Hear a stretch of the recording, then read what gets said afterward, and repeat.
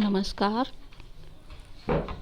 आज हम आरोह भाग 2 के काव्य खंड में संकलित पाठ एक हरवंश राय बच्चन द्वारा रचित दिन जल्दी जल्दी ढलता है इस कविता का अध्ययन करेंगे। सबसे पहले हरवंश राय बच्चन के बारे में जान लेते हैं।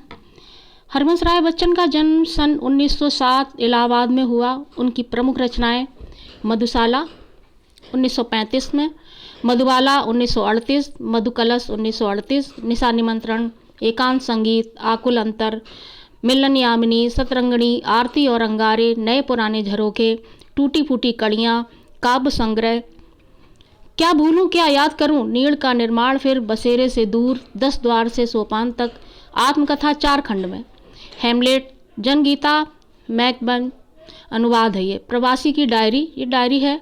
उनका पूरा वाङ्मय बच्चन ग्रंथावली के नाम से 10 खंड में प्रकाशित हुआ है। इनका निधन सन 2003 में मुंबई में हुआ था।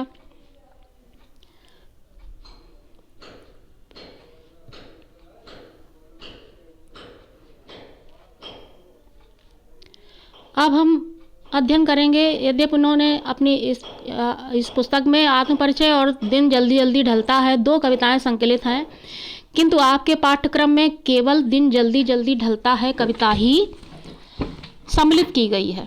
एक कविता को पाठ्यक्रम से बाहर कर दिया गया है, तो हम दिन जल्दी जल्दी ढलता है कविता ही अध्ययन करेंगे।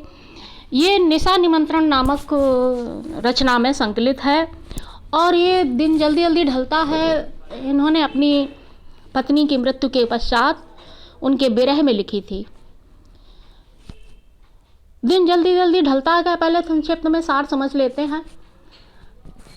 जब वो पथिक जो होता है वो दिन भर का थका हुआ होता है, तो उसे ये लगता है कि मंजिल पर शीघ्र पहुंच जाए और वो जल्दी जल्दी चलने का प्रयास करता है। ऐसा लगता है कि कहीं ऐसा ना हो कि रास्ते में ही रात हो जाए। भले ही थका होता है, मंजिल जब पास होती है तो वह जल्दी जल्दी चलने का प्रयत्न करता है। और 2 उदाहरणों के माध्यम से कवि ने इसमें समझाया है कि एक तो पथिक के माध्यम से, दूसरा पक्षियों के माध्यम से, कि किस प्रकार से पक्षी, चिड़िया जो है वो किस प्रकार से प्रतीक्षा करती है, उनके बच्चे किस प्रकार से प्रतीक्षा करते हैं, इन सब का वर्णन इसके अंतर्गत किया है। तो आइए पढ़ते हैं कविता को। दिन जल्दी जल्दी ढलता है।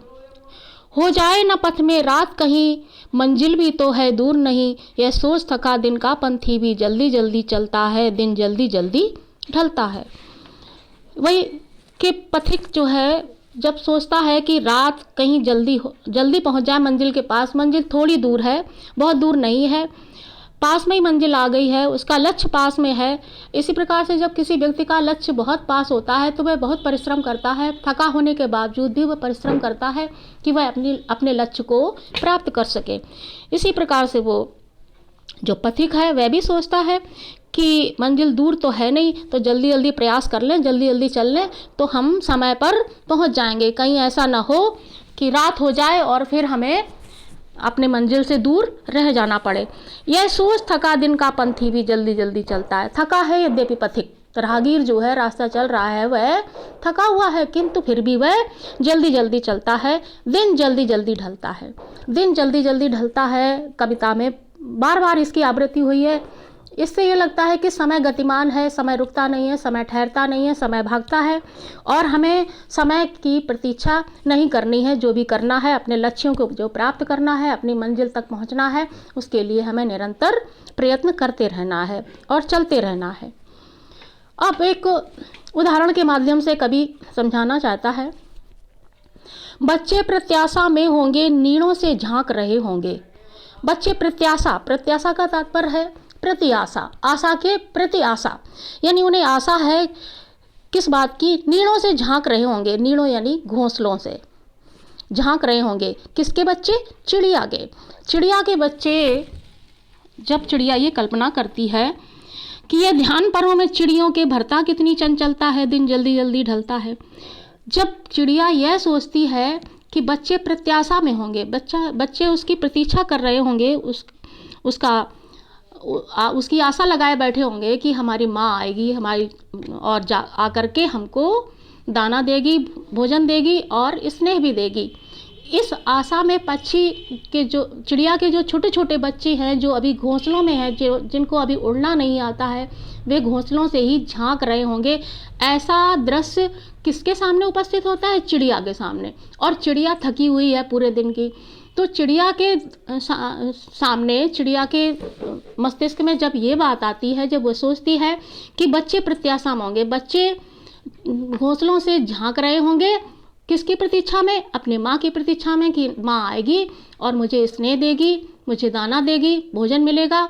इस आशा में बच्चे झांक रहे होंगे। ये बात ध्यान में आते ही चिड़िया के परों में चंचलता आ जाती है, अर्थात तेजी आ जाती है और वह तेज तेज उड़ान भरने लगती ताकि अपने बच्चों के निकट वह शीघ्र पहुंच सके। दिन जल्दी जल्दी ढलता है।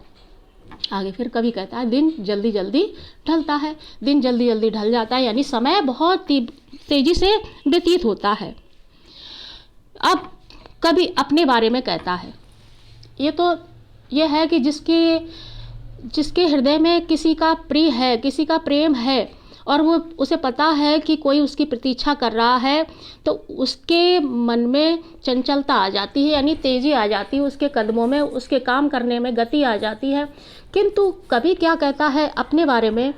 मुझसे मिलने को कौन विकल, मुझसे मिलने को कोई बेचैन नहीं है, अर्थात मेरा कोई इंतज़ार नहीं कर रहा, मेरी कोई प्रतीक्षा नहीं कर रहा। विकल माने बेचैन। ऐसा कौन है? जिस प्रकार से चिड़िया के लिए चिड़िया के बच्चे प्रतीक्षा कर रहे हैं, उस प्रकार से कवि कहता है, कवि का कथन है कि मेरे लिए कोई भी बेचैन नहीं है। मैं हूँ किसके हित चंचल, तो फिर मैं किसके लिए चंचल हूँ? अर्थात मैं अपने कदमों में तीव्रता कैसे लाऊं, मैं आगे बढ़ने के लिए कैसे प्रयत्न करूं, मैं अपने लक्ष्य तक जाने के लिए, अपनी मंजिल तक जाने के लिए क्यों प्रयत्न करूं? क्योंकि मुझसे मिलने को कोई भी विकल नहीं है, अर्थात कोई भी बेचैन नहीं है। यहाँ कवि के मन की विरह वेदना, उसकी निराशा प्रकट होती है कि वह कहना चाहता है कि जिस प्रकार से चिड़िया के बच्चे प्रतीक्षा में हैं, चिड़िया जानती है कि उसके बच्चे प्रतीक्षा में हैं, किंतु मुझसे मिलने को कोई भी बेचैन नहीं है। तो मैं किसके हित चंचल हूँ, मैं किसके लिए चंचल हूँ, मैं किसके लिए अपने पैरों में, अपने कदमों में तेजी लाऊं? बल्कि होता क्या है कि जब ये ख्याल आता है कवि को कि उससे मिलने के लिए कोई भी बेचैन नहीं है, तो ये प्रश्न, जैसे ही प्रश्न अपने आप से करता है कवि कि उससे मिलने को कौन विकल, मुझसे मिलने को कौन बेचैन है, ये प्रश्न जैसे ही वो अपने मन में लाता है, ये प्रश्न शिथिल करता पद को भरता उर में बिहुलता है। दिन जल्दी जल्दी ढलता है। यह प्रश्न, कौन सा प्रश्न? कि मुझसे मिलने को कौन विकल, मुझसे मिलने को कौन बेचैन है।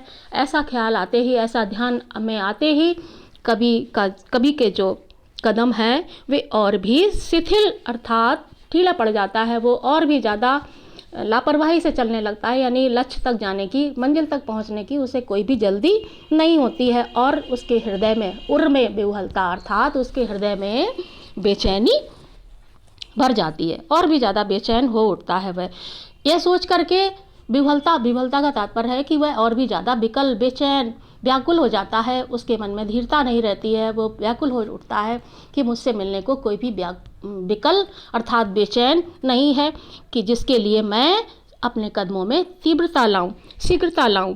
दिन जल्दी जल्दी ढलता है। इस प्रकार से कवि कहता है कि दिन जल्दी जल्दी ढलता है और दिन, समय गतिमान है, समय शीघ्र जल्दी जल्दी ढल रहा है। उसके लिए वो समय किसी की प्रतीक्षा नहीं करता है, समय अपने समय पर ढलता चला जाता है, वो रुकता नहीं है, जल्दी ढलता है। अब इस कविता का शिल्प सौंदर्य देख लेते हैं। दिन जल्दी जल्दी ढलता है, ये पद है। जल्दी जल्दी में पुनरुक्ति प्रकाश अलंकार है। जल्दी जल्दी का जहाँ भी प्रयोग हुआ है वहाँ सभी जगहों पर पुनरुक्ति प्रकाश अलंकार है। दिन जल्दी जल्दी ढलता है, बार बार प्रयुक्त होने से, इसकी आवृत्ति होने से ऐसा लगता है कि इसकी आवृत्ति समय को शीघ्रता से ढलने के लिए व्यक्त कर रही है। मुझसे मिलने को कौन विकल, मुझसे मिलने को कौन विकल, मैं हूँ किसके हित चंचल। इन दोनों ही पंक्तियों में प्रश्न अलंकार है, क्योंकि प्रश्नवाचक चिन्ह लगा है। मुझसे मिलने को कौन विकल, मैं हूँ किसके हित चंचल, दोनों में ही प्रश्न अलंकार है।